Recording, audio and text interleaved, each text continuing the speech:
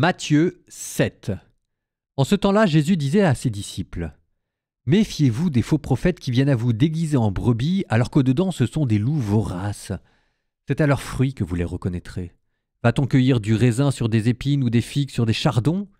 C'est ainsi que tout arbre bon donne de beaux fruits, et que l'arbre qui pourrit donne des fruits mauvais. Un arbre bon ne peut pas donner des fruits mauvais, ni un arbre qui pourrit donner de beaux fruits. Tout arbre qui ne donne pas de beaux fruits est coupé et jeté au feu. Donc, c'est à leurs fruits que vous les reconnaîtrez. »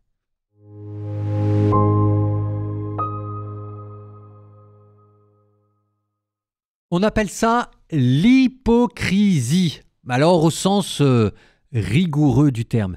L'hypocrisie, d'après saint Thomas d'Aquin, consiste à affecter l'apparence de la piété et de la vertu, ici à se déguiser en brebis, pour faire avancer une idéologie pernicieuse, ici être un faux prophète et devenir un loup vorace.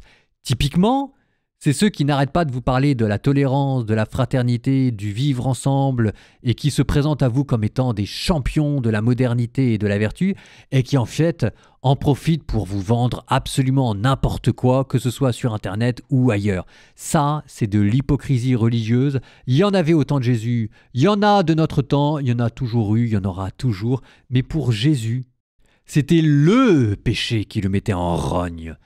Parce que précisément c'est le péché de ceux qui pensent être l'élite morale d'une nation.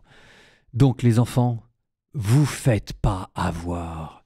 Soyez vigilants, vérifiez tout. Il faut toujours faire confiance à Dieu et parfois, mais parfois seulement aux hommes. Vous m'excuserez de développer un ton un peu grave et un peu paranoïaque, mais si jamais c'est pas la vie qui vous l'a appris, elle se chargera bientôt de vous l'apprendre. S'il vous plaît, faites-moi plaisir. Vous faites pas avoir. Quant à vous, visez ce qui est beau, visez ce qui est noble, visez ce qui est généreux, visez ce qui est parfait.